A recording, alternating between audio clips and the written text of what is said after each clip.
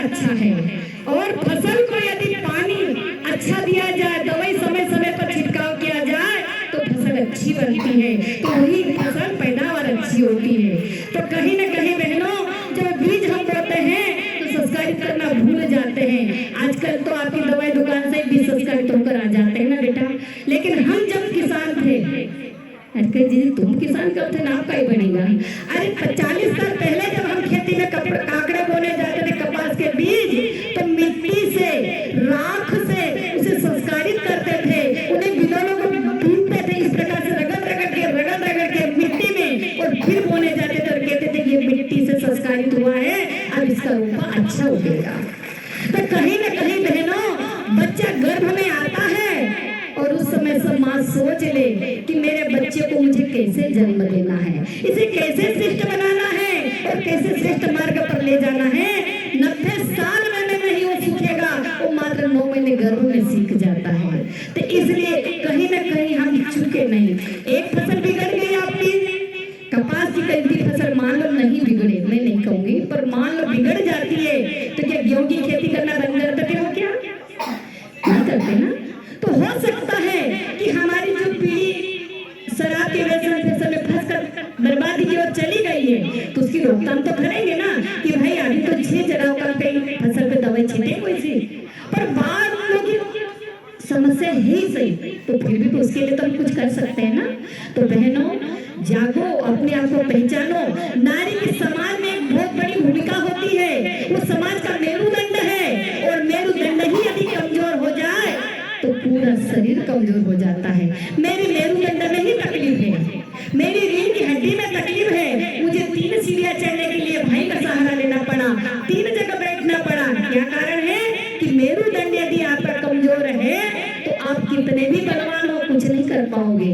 इसलिए समाज की नारी यदि सुशिक्षित नहीं है, सुसंस्कारित नहीं है, तो उसका परिवार, समाज और देश कहीं न कहीं पतन की ओर चला जाता है। चाहे वो शराब बेचने वाला हो, चाहे शराब पीने वाला हो।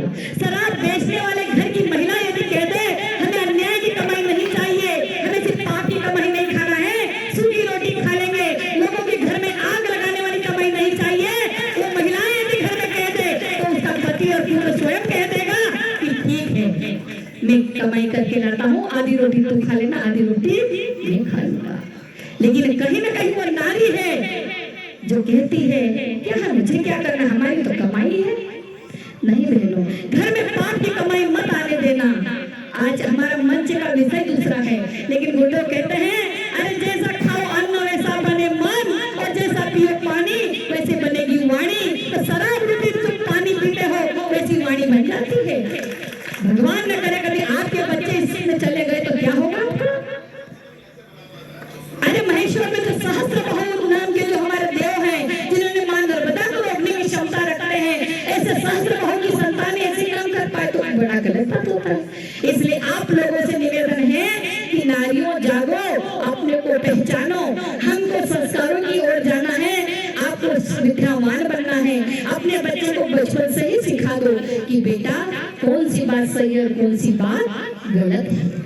बचपन से ही जब माता मदांसा बच्चों को जन्म देती थी तो गर्भ में हाथ फेरते हुए कहती थी कि बेटा तू आत्मा नहीं परमात्मा का अंश लेकर जन्म ले रहा है। जब दूध पिलाती थी तो कहती थी बेटा तू ब्रह्म है नहीं पर ब्रह्म है, तू यहाँ मिथ्या नहीं आया है, इस जीवन को ब्रह्म बनाना है। लोरी गा गा कर बच्चों को दूध पिलाती थी, और जब खाना खिलाती थी तो कहती थी अन्न ही ब्रह्म है।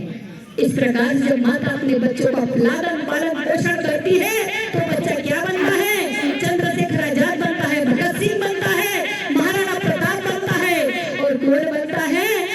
छत्रपति शिवाजी बनता है, झांसी की रानी बनती है, लक्ष्मीबाई बनती है, अहिल्या साहब बनती है, न कि जूही चावला और न जाना कहाँ की चावला उनके नकल करती है।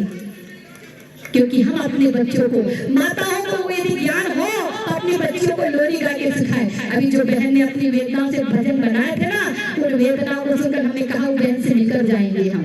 तो कहते हैं कि बचपन से ही बेटियों को सिखाओ ना, खूब लड़ी मर्दानी हो तो झांसी वाली रानी थी, बुंदेले के हर बोले हमने सुनी कहानी थी।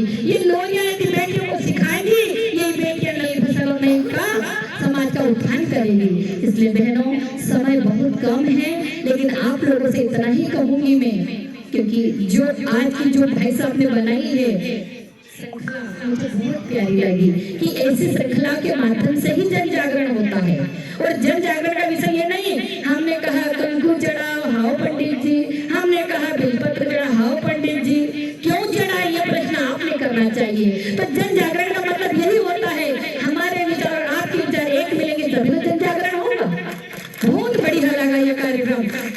और गुरुदेव यही कहते थे कि बेटा जब अपनों से अपनी बात होने लगती है ना, तभी जाकर संसार का कल्याण होता है। और दूसरी मेरे इन भाइयों से निवेदन है, कहते हैं यहाँ एक भी व्यक्ति वो नहीं आकर बैठा होगा जो गलत आदत के चक्कर में फंसा होगा। लेकिन फिर भी मैं एक बात कहूँ कि जो माँ, जो नारी त्याग की मूर्ति होती है, वो अपने पति के लिए करवा चौथ का व्रत करती है, पानी तक नहीं पीती है, और वही उसी दिन वो पति जाकर शराब की दुकान पर जाकर ऐसा गंदा पानी दिन भर पीता है।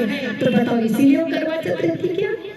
वो बहन भाई दूज का व्रत करती है कि भाई जब तक तिलक नहीं करवाएगा वो खाना नहीं खाएगी। वो बहन निर्पोष का उपवास रहती है कि मेरा भाई जब तक तिलक नहीं करवाएगा मैं खाना नहीं खाऊंगी। तो भाई इसीलिए वो बहन व्रत करती है क्या?